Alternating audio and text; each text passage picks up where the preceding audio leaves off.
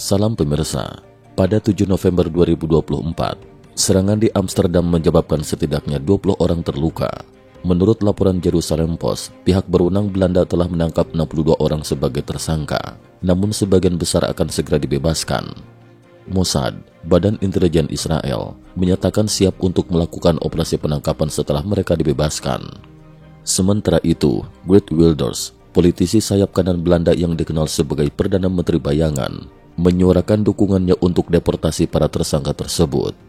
Pihak Israel belum memberikan tanggapan resmi, namun rekam jejak Mossad menunjukkan bahwa badan ini cenderung bertindak secara tertutup dan kemudian mengakui tindakan mereka setelah berhasil. Mossad memiliki sejarah panjang dalam operasi penangkapan yang efisien, dan mereka telah menargetkan banyak individu dalam daftar hitamnya. Israel juga intensif melakukan operasi militer di Timur Tengah.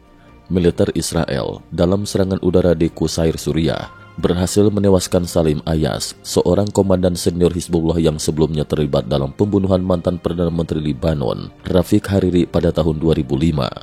Pada 2020, Ayaz dijatuhi hukuman penjara seumur hidup secara in absentia oleh pengadilan internasional.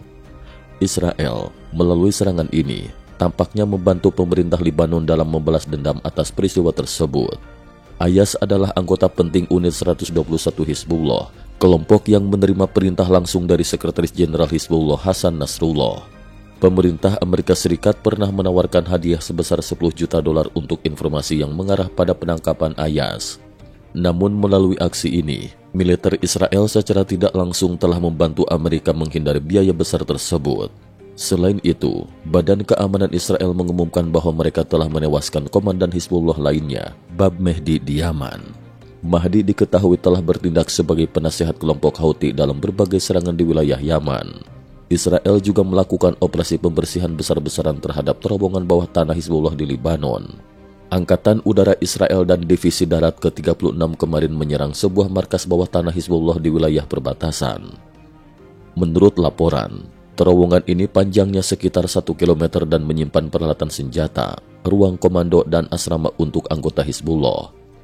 Setelah operasi, Israel menutup terowongan tersebut dengan menyuntikkan 4.500 meter kubik beton untuk mencegah akses kembali.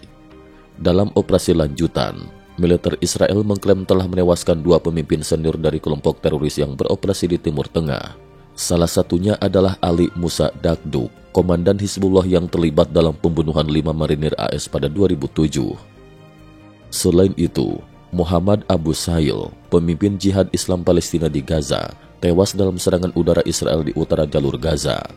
Pada 11 November 2024, Menteri Pertahanan Israel yang baru, Israel Katz, menegaskan dalam pertemuan dengan pejabat militer bahwa Israel tidak akan mundur dalam menghadapi Hizbullah sampai tujuan utama perang tercapai. Katz juga menegaskan bahwa Israel akan terus berupaya membebaskan sandera di Gaza dan siap menindak segala ancaman nuklir dari Iran. Dia juga menyatakan bahwa fasilitas nuklir Iran kini berada dalam kondisi rentan. Israel mengumumkan bahwa lebih dari 60.000 senjata milik Hizbullah telah disita dalam operasi militer mereka. Israel menetapkan 2 syarat untuk menerima gencatan senjata dengan Hizbullah. 1. Mundurnya Hizbullah dari wilayah Litani dan selatan Libanon. Dan 2. Pemutusan jalur suplai senjata dari Iran ke Hizbullah.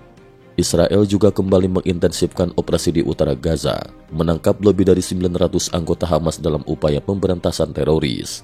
Sementara itu, Amerika Serikat turut membantu Israel dengan meluncurkan serangan udara terhadap gudang senjata milik kelompok Houthi di Yaman, yang diduga menjadi sumber serangan terhadap kapal-kapal di Laut Merah. Dalam perkembangan lain, rudal pertahanan udara jarak menengah Hawk buatan Taiwan telah dikirim ke Ukraina sebagai bagian dari bantuan militer. Tony Hu, mantan perwakilan Raytheon di Taiwan, mengonfirmasi bahwa rudal tersebut diberikan dengan persetujuan Amerika Serikat.